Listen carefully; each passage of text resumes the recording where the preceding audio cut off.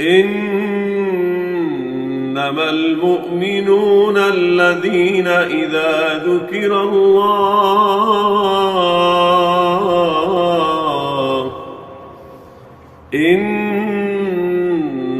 المؤمنون الذين إذا ذكر الله وجلت قلوبهم وإذا تليت عليهم آياته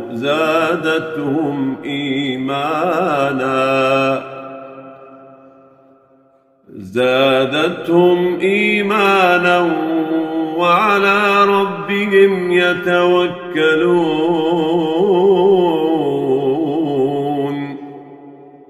الذين